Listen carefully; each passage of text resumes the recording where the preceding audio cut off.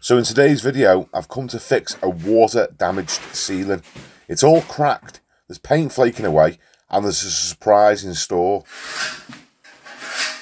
Okay, so we come to patch up a water damaged ceiling. Now, first thing we want to check is whether the ceiling has crumbled away, because we don't know how long the water's been up there for, how long it's been leaking for. If it's been leaking for a long time, then that will potentially turn to mush. Now I'm looking at the shape of the cracks, and they look like they're running straight lines, most of them. No, apart from that one there. So the fact that they're running in diagonal lines, if they were all dead straight, perfectly straight lines, I'll think to myself, this ceiling's been overboarded at some time, because plasterboard will crack in straight lines. But the fact that I've got a little diagonal one there tells me that the ceiling is a lath and plaster ceiling. Okay, so if you're getting cracks diagonal, the ceiling is lath and plaster. If you're getting dead straight cracks, then you know the ceiling's plasterboard. Now the thing is with plasterboard, once it's been soaked, you can poke holes through it dead easy. So if it's a plasterboard ceiling, chances are you have to replace a bit of the plasterboard. The fact that it's not plasterboard tells me there's a good chance that this will have stayed intact. It'll still be fairly solid. So let's just check it anyway.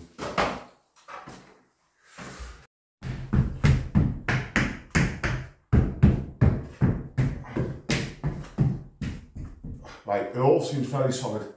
Now, the other thing that's concerned me now is, especially with lath and plaster ceilings, any building built before the 60s can potentially have lime wash paint. So where you've got lime plaster, you potentially have lime wash paint or distemper paint. Check out your new boots as well. Look at that, snazzy them out.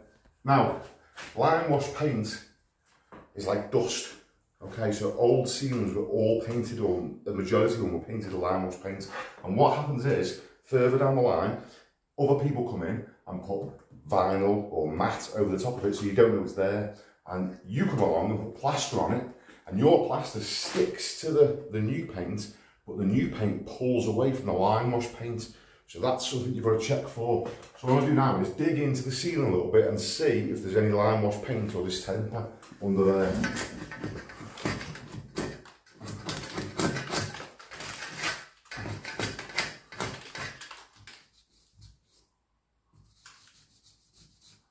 Which there is a little bit.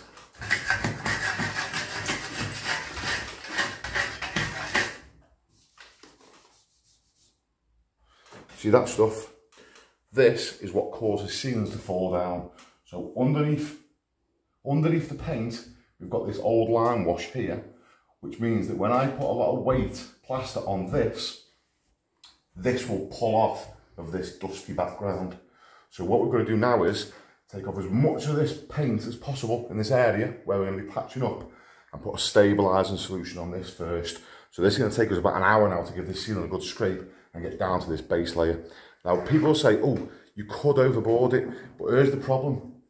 Overboarding the ceiling, but look at the cornice on the edges, we'd lose all this fancy cornice work. So that's why it's not always best to overboard it. Plus we'd have to do the whole ceiling, and it's only this little patch that we want dealing with, so we're going to just scrape this back now and get down to this lime wash paint and stabilise it.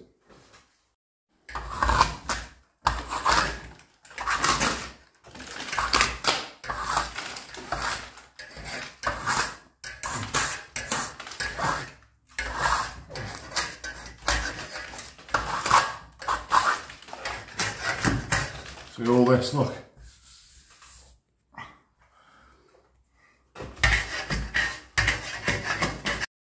Right, I'm going to leave Kieran there doing the exciting bit whilst I nip to the builders merchants. So we just realised that there's no stabilising solution in the van. I normally keep loads of it, but we've used it all. So I'm going to go and buy another tub of that, and whilst I'm gone, Kieran can carry on scraping off. I literally can't spell stabilising solution. So, fortunately, this little, the little confuser in Screwfix, it understood what I was trying to say, and it found it. Apparently there was 3 of them in stock, so just give it time to load. There you go, £40 a tub, Screwfix. And to be fair, one tub will pretty much do a whole house, so you don't need much of it. Right, so let me just tell you quickly. I just want to make sure you fully understand this, because this goes over a few people's heads. Older buildings built before the 1960s almost all have lime wash paint on the ceilings, because they were all plastered with lime plaster, and it was just a natural thing to paint it with lime wash. Lime wash is dusty, so yes, paint will stick to it, and sometimes Artex sticks to it. When people say the Artex all fell off, it's because of lime wash paint. Nearly every single time it's because of lime wash paint. So when you have a ceiling that's got lime wash paint underneath, you can soon find it by scraping away, and you'll find if it's got a chalky, dusty background, you need to seal it. You need to take everything off it, get down to that chalkiness, and then you've got to use stabilising solution. Now, you can overboard it, you can plasterboard over the ceiling if that's possible, but if you've got fancy cornice around the edges and that's not possible, then you need to stabilising solution. This stuff, okay? Now, loads of fellas will say, oh, put blue grit on it. Like blue grit, this magical thing. There's all different types of grits. You can get thistle bond it, Becto contact, flipping plas prime. There's loads of different types of grit primers, but they don't stabilise it. Now, you may have done a ceiling in the past. You may have had lime wash paint and put blue grit on it and skimmed it, and it's been fine. Just because there's lime wash paint, it doesn't always mean that the ceiling is always going to fall down. Sometimes they don't. I mean, you can PVA them, you can SPR them, and sometimes they'll stay up because the lime wash isn't that thick. But if it, I just don't take the chance. What's the point in putting a product on it that's not designed for it? Stabilising solution is designed to stabilise. It says on the tub, it's designed to stabilise chalky backgrounds. That's what this stuff does. So you'll see soon. I'll paint this on, and it'll be perfect, and we can plaster over it. So paint stabilising solution on, let that soak in, and then I'll put my sealer on, my SBR, or my PVA, or my blue grit, whatever you want to use afterwards. But this stuff goes on first, neat, straight onto the chalky background. Let's go and see how he's getting on. Let's go and see how Kieran's getting on.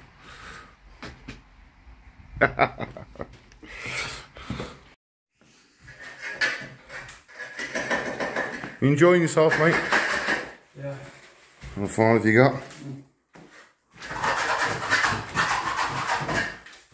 Is it firmed right up now? Okay, this is the stuff. It smells absolutely gorgeous, by the way, but it stings when you get it in your eyes, so try not to drip it all over yourself.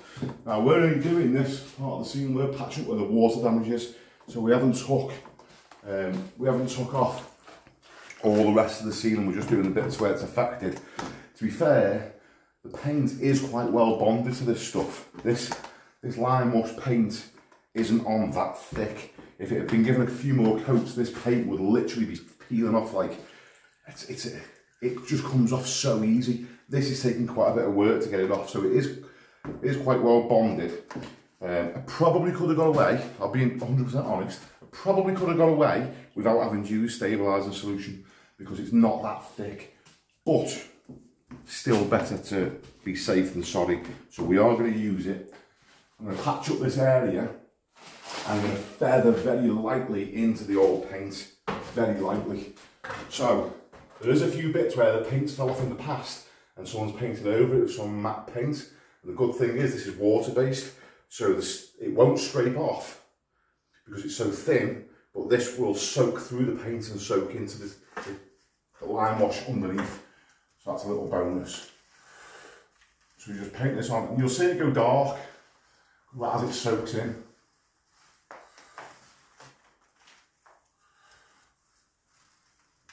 It's one good coat all over, let it dry in, and that's it. The chalkiness will be gone.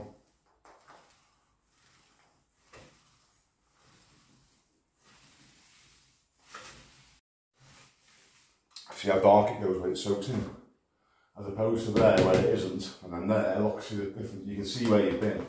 It really soaks into it. There's no point me going over this thick older paint because it's an oil-based paint, so this stuff won't soak through it. But this matte paint that someone's applied afterwards won't scrape off, and it will soak through it. So That's why we're just going over that as well. This stuff will soak through and bind everything behind it.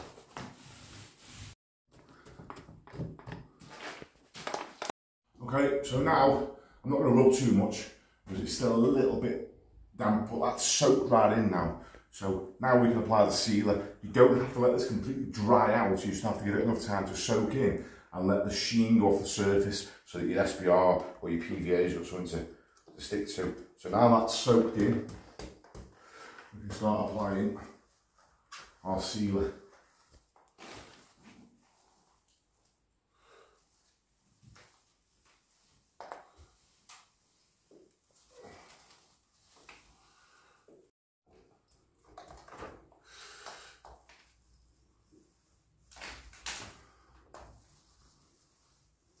I hate this roller. This is the cheapest, crappiest roller I've ever had in my life. It's the only one they have in the building, you know.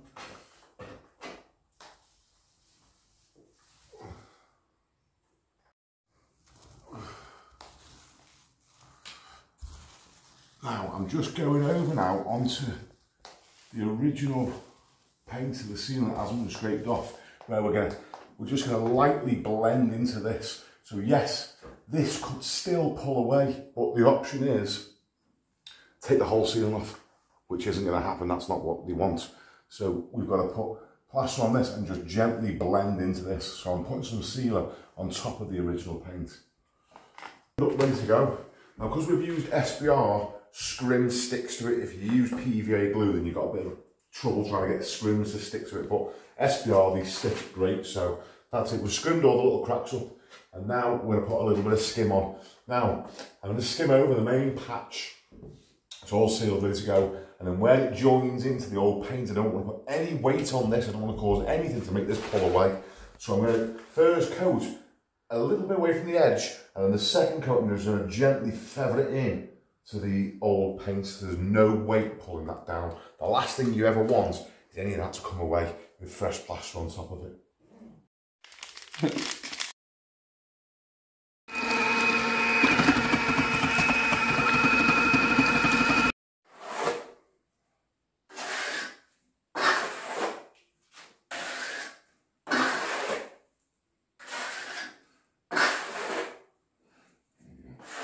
Let's get my whole handboard covered in plaster, or my whole hawk.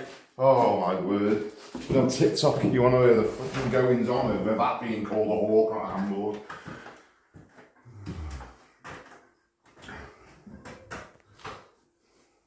Right, what I'm going to do is I'm going to put the first coat on, I'm going to go close to the edge, but I'm not going to go over it. I'm going to go close to it because the second coat, now that'll feather in to that paint, so I'm not putting any weight on this. I might go over it a little bit here and there, you know.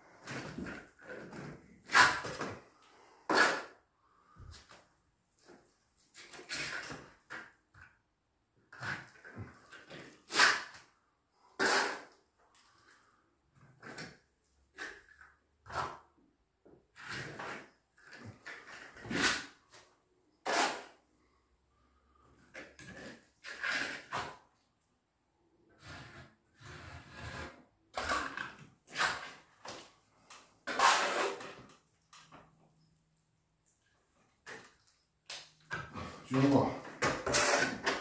I hate plastering step ladders.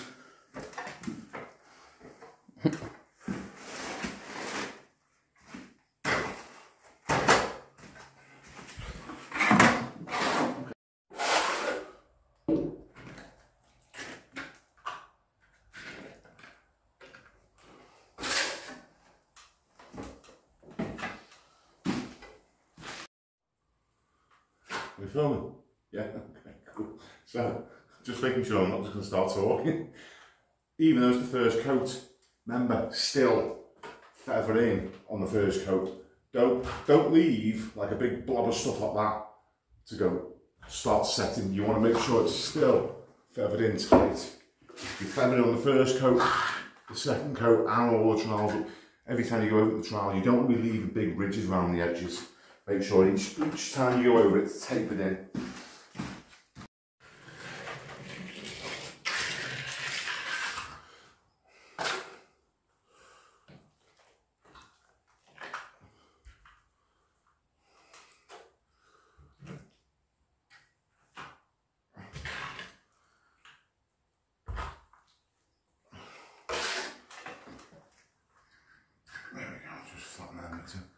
Okay, that's the first coat on, so we'll let that pick up a little bit. That's got accelerating and stuff, so as soon as that picks up a little bit, then we'll wet that up a little touch more, second coat it, and we'll be done in no time.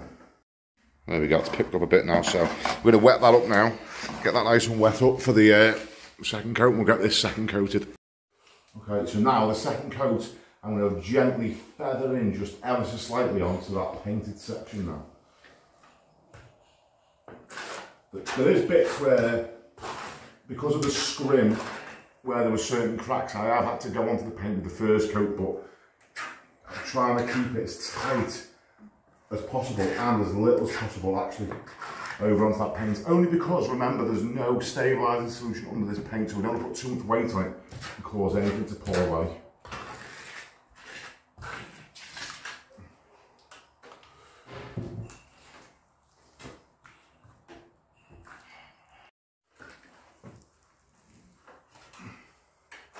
So the thing working on step ladders, you can't get, look at that, don't drop on me head. The only thing working on step ladders, you can't get a decent stretch back. But I can't quite reach this off the trestle, it's too high.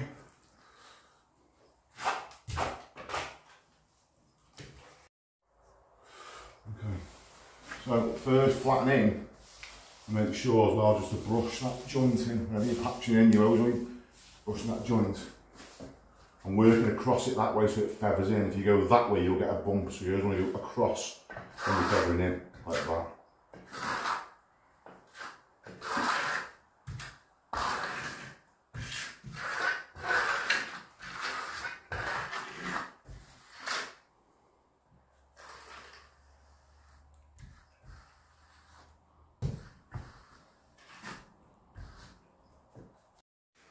Okay, that's had a flattening, jumpy. That's flattened in now, so I'm going to give it the first wet trowel, and then second wet trowel polish, and we'll be done. But that's it now. It's blended in as far as we're going to go onto the old ceiling, and it'll try to look lovely now. We haven't put any tiny little bit of finish on the old paint, but hardly any weight whatsoever. So yeah, all good. That's it. An old wet trowel. And again, just wet that blend where you're going to blend in. Always wet that blend. Whenever you blend it in, it has to be with water all the time. You won't, as soon as it starts to get dry, when you do this, it'll peel off. So you've always got to wet it every time.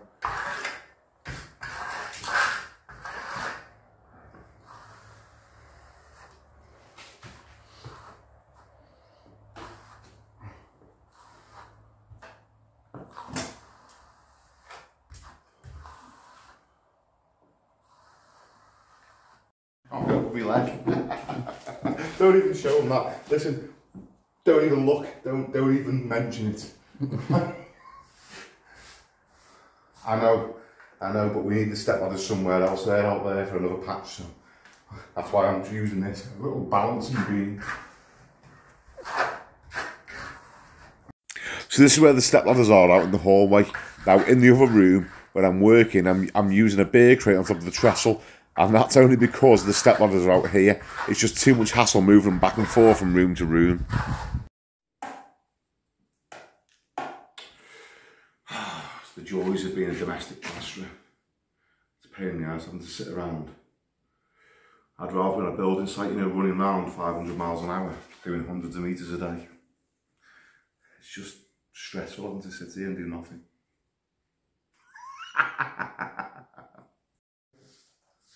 What now? Third. No. Second. Second wet trowel. Come on. Someone's got to pay attention. Otherwise I'll end up going over it an extra time if you've got to concentrate for me. So this is it now. This. And then just a polish at the end. But even on this, still making sure I'm wetting the joint and blending the joint. Now, some fellas say that you can never blend in, you can always see it. That's nonsense. If you spend your time and really feather in nice and do everything I've told you, you'll be able to feather it in without it ever being visible.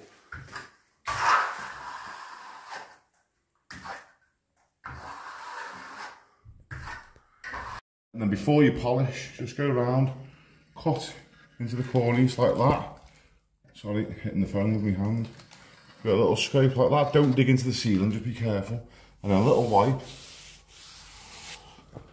Keep all that looking nice and mint. That's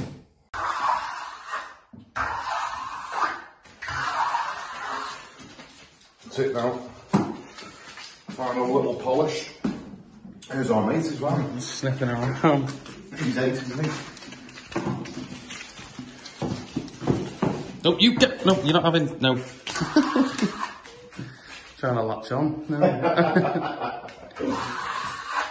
That's it now. So last little polish, and that's more so just to check over, make sure everything's nice and neat. And then Kieran's going to get the cloth, wipe these walls down, put these sheets up, and give a quick mop. And then Off to the it'll pub. be off to the pub, yeah, off to the ladies, off for the game of snooker. And that's it. Job all done, all finished, polished and cleaned up, customer happy, job done. Great. Now, whilst I've got you, let me just tell you this one thing. If you are a tradesperson and you're trying to generate more leads for your business, if you're trying to like boost your income, generate more work, earn more money, you are specifically the type of person that I want to work with. I can show you how to fully leverage social media to generate leads for you. Now, you can't just use any social media. The likes of YouTube, that won't work. TikTok, that won't work. There's specific social media platforms that work for the service-based business. So, the likes of me, I'm a plasterer, service-based business. There's a specific social media platform that works perfectly for my type of work. I can show you how to fully leverage these types of social media. I can show you how to get yourself to #1 on Google for free so that anybody that is looking for you can find you instantly. I can show you sales techniques so you never lose a job. I can show you how to increase your earnings. If that sounds good to you, then all you need to do is click the little button where it says more. It will bring up the description for this video. In the description, there's a link. Click on the link and we'll go from there. Cheers, guys. Have a great day.